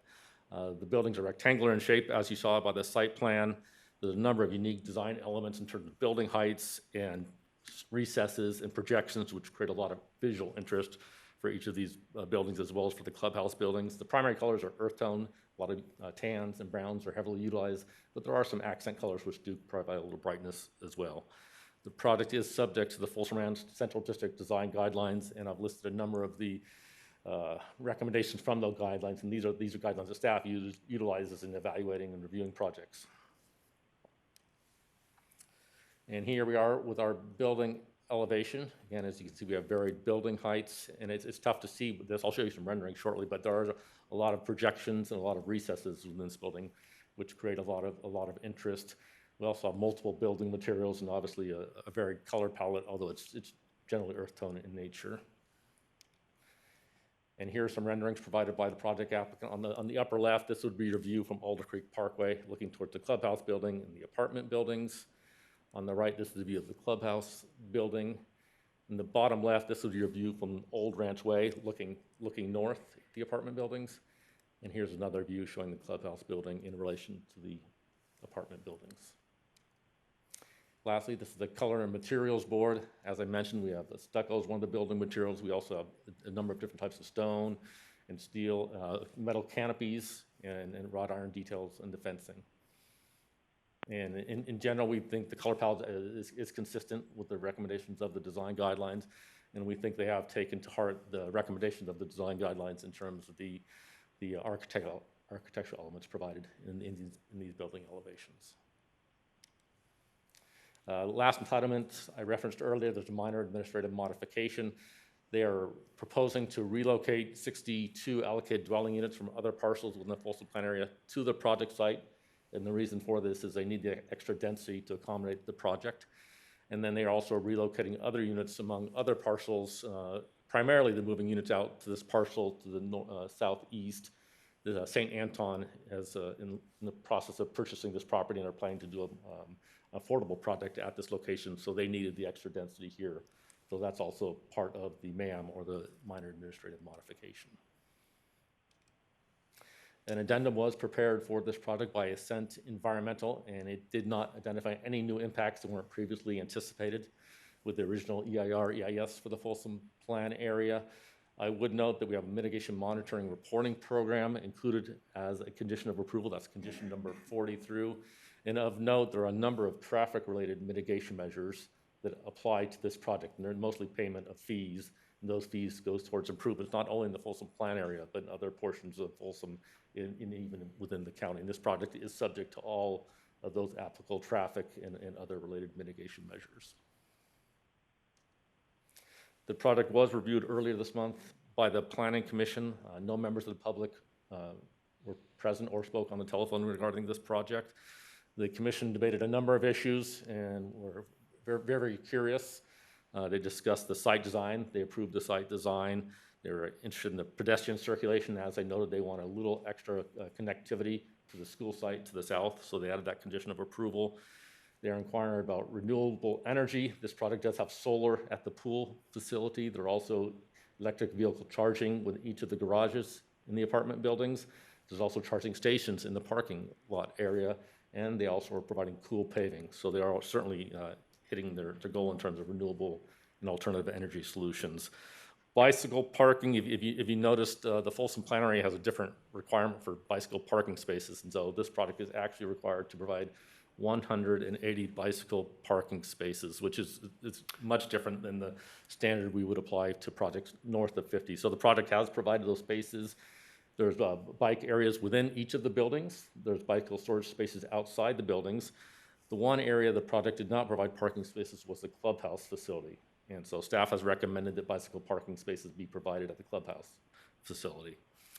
There were some questions about the addendum and why an addendum and when does the addendum need to be prepared for a project. They had a question about the MAM, or minor administrative modification.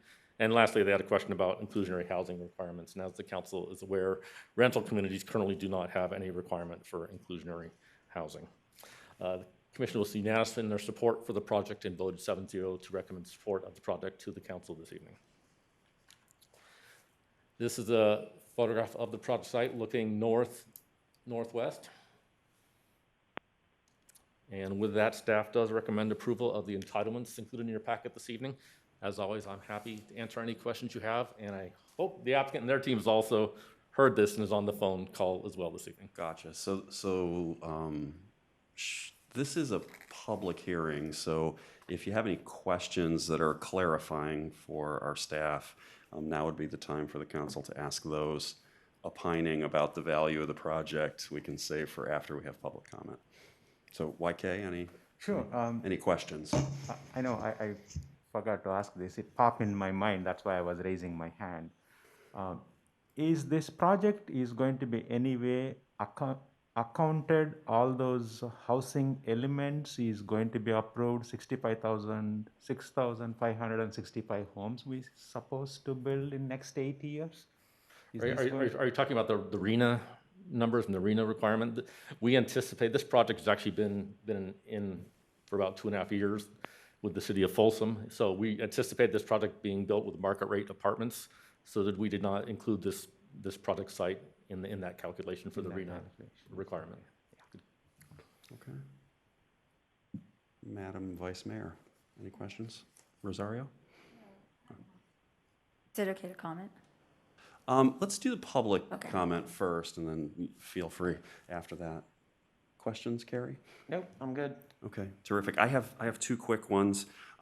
Why was splitting the median not considered for that driveway? Because the driveway to the south of the site, I'm assuming south is down. Are you referring to the landscape median in the middle of Alder Creek Parkway? Yeah, why not just split that so that people can make all 4 turning movements there? Because the driveway, the opposite driveway where you can make the other turn to the east or west, the gate is not depressed into the site far enough for much stacking. Correct. So it seems like you have the chance of a, unusual, like somebody pull in, somebody try and make a left and then block the road in some unusual way. Whereas the other side, you've got some space for people to get in and out. Yeah, and I know that the traffic consultants on the phone call, perhaps they can add to this. We did ask them to look at the driveway queuing in the spacing, and they think there's sufficient room. Well, certainly at the Alder Creek Parkway project drive, you can actually make a turning movement, make a U-turn and leave this. It's a minor concern. Yeah. If you live there, you know that if you want to go to East Bidwell, you go out the south driveway, right? Right. It's easy. Back to your first question in terms of were you talking about a median cut? Yeah. Why wouldn't we just do that to avoid those U-turns? And on that same subject, what is the distance between? What's the distance along the north boundary of the site? The east to west distance right here? Yep. I believe it's an 1/8 of a mile, but perhaps project engineer is on the line and they could clarify that. But we do have minimum spacing requirements. There will be a signal at Westwood Drive and Alder Creek Parkway. There is a planned signal at this location. There's not any type of traffic control proposed at that. And what's the speed limit on Alder Creek? I believe it's 40 or 45 miles. Then I disagree with you. I don't want to see a left turn there. Somebody's going to get KO'd. You would have to figure out a way to control the traffic to allow those turning movements. Yeah, like I said, it's a minor concern because if you live there, you know to go out the other driveway when you want to go the other Right, turn. if you're going to go to your Bidwell, you're going to exit the southern driveway and just make a right turn and go to Okay, and then I have one other clarifying question. What constitutes a bike parking space? What is an acceptable, how would you describe a bike parking space? There's a variety of solutions that we accept as a bicycle parking space, but it's got to be a physical device that allows for the parking. So not an old-time parking bike rack? Bike racks, different types of bike racks, and there's flexibility. Lockers, all those solutions. Right, and then they're going to have bike rooms within each of the 5 apartment buildings. Okay. Which is an excellent idea. All right, terrific. Do we have callers who would like to comment on this? Let's open the public hearing. Mr. Mayor, if I may recommend that we officially open a public hearing. I'd like to officially open the public hearing on this. Do we have anybody in the room that would like to comment on it? Seeing none, are there callers online? Jack, do we have any callers on the line who would like to speak on this public hearing item? Including the applicants, of course.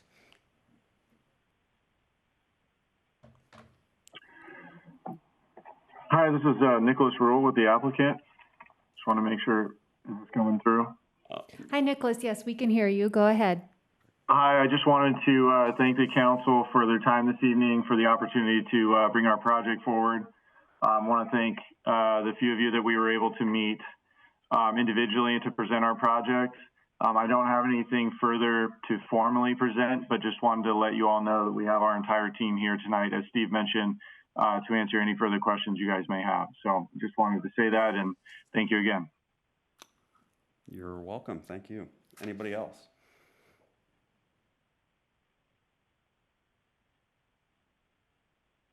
I'm ready to Okay, go. hearing none. I'm going to close the public hearing, bring it back to the council. Are there other comments? And Rosario? Just have comments. Yeah. I think an added value to something like this is a rooftop garden where somebody could go and enjoy a glass of wine and watch the sunset, because it's, you know, when you're elevated to a 4th level, I think you have a great view. That's just it. Excellent. If there's no other comments, I'm ready to move resolution 10596 with general findings A and B, CEQA findings C through I, general plan amendment findings J through N, Folsom plan area specific plan amendment findings O through R, and plan development permit findings S through Z. I'll second.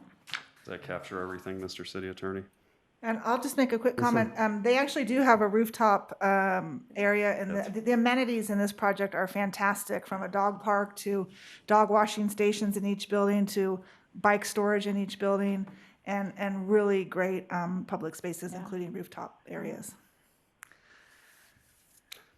Okay, if the motion is satisfactory, we have a motion and a second. Please call the roll. Council members Aquino? Yes. Chalem-Cherla? Yes. Howell? Yes. Rodriguez? Yes. And Kozlowski? Yes. Okay, on to new business, item number 10. Okay, your next item is appointment of at-large members to the Folsom Historic District Commission.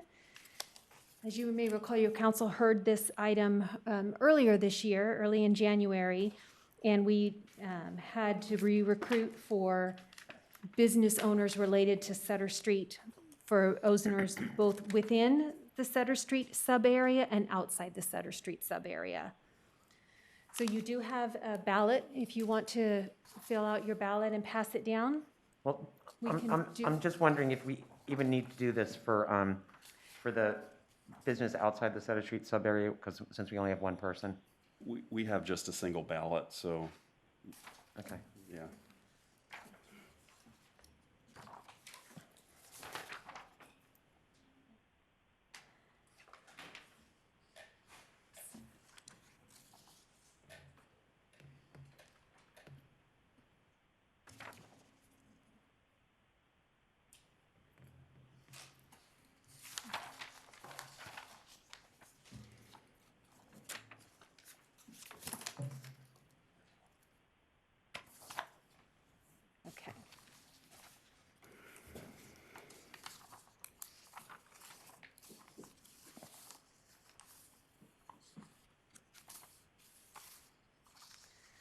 So for the representative representing a business outside the Sutter Street sub-area, we do have unanimous nomination of John Feltz.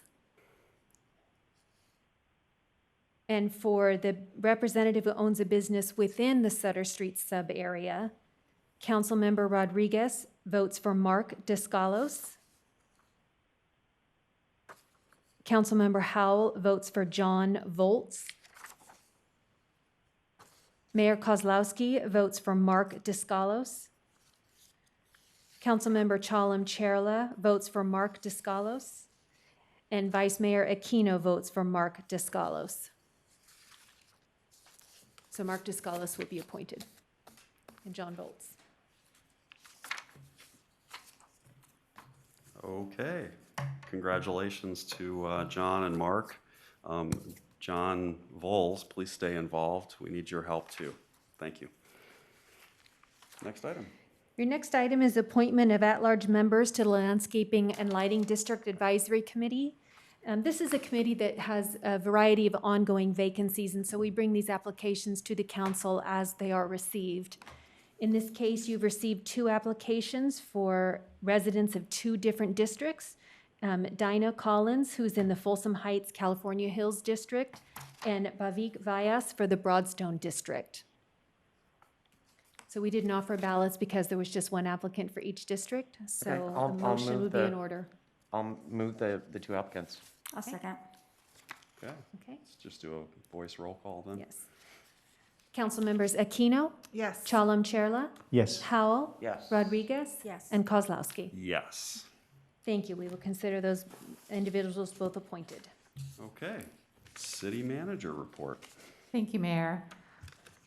I'm very happy to announce that due to declining COVID-19 case and positivity rates, we are able to reopen our library to indoor operations this coming Tuesday, March 2nd.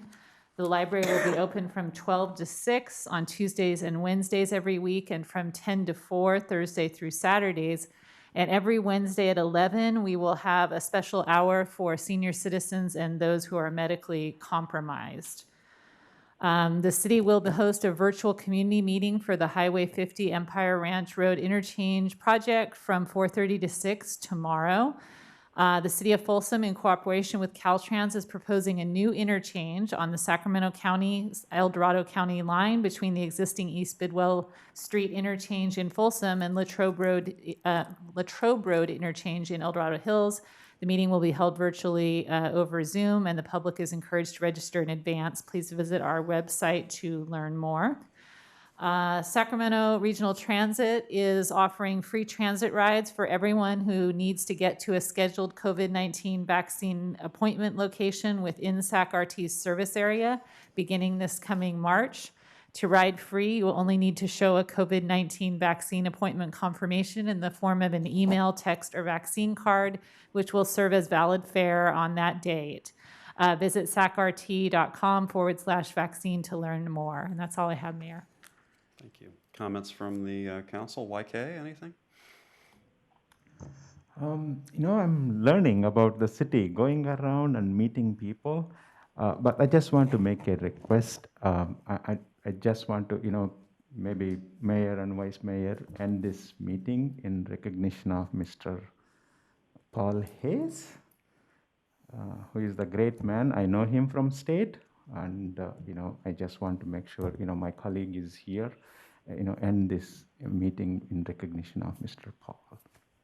That's my sincere request. Very good. Rosario. Thank you, YK. Now my throat's all swollen. Just a reminder to keep dogs on a leash when walking your dog, and keep supporting your local small businesses. Thanks. Terrific.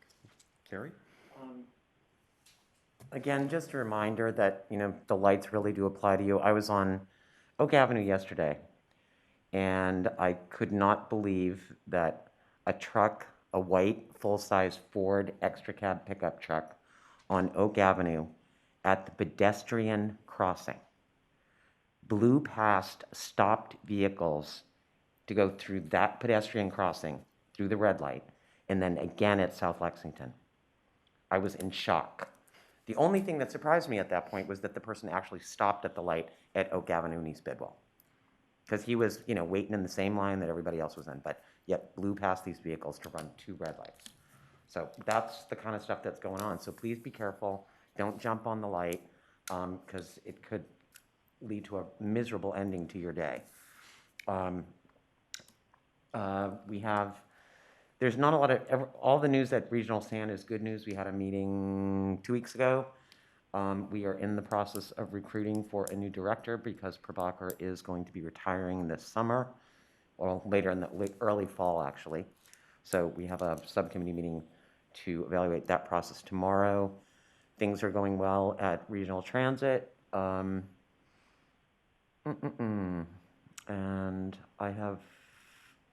things are going well also with the Southeast Connector. We should be starting construction very shortly.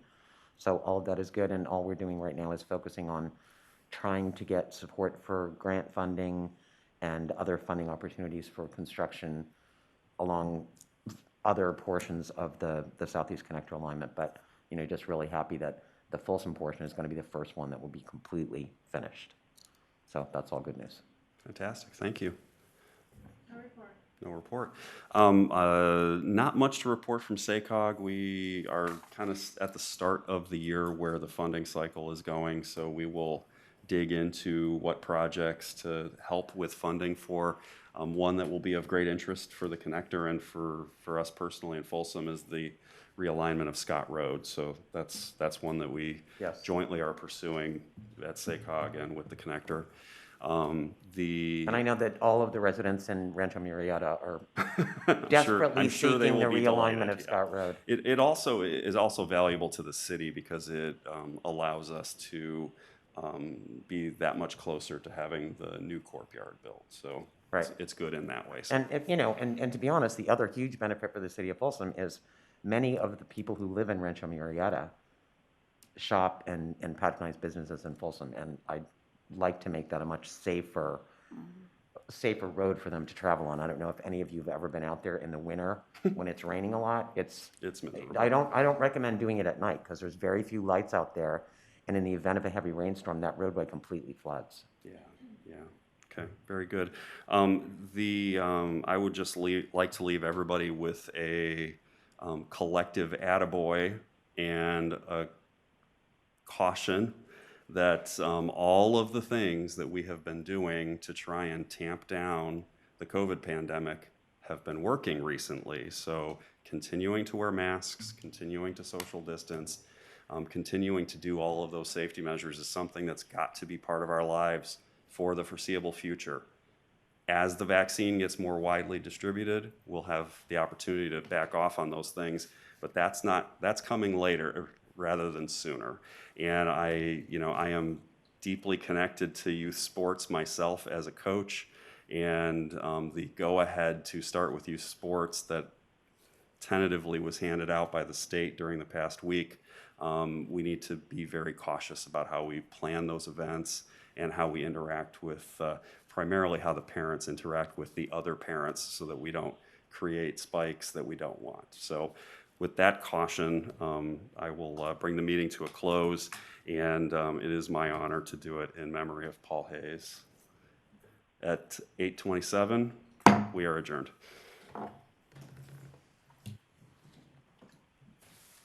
Thanks for using WebEx.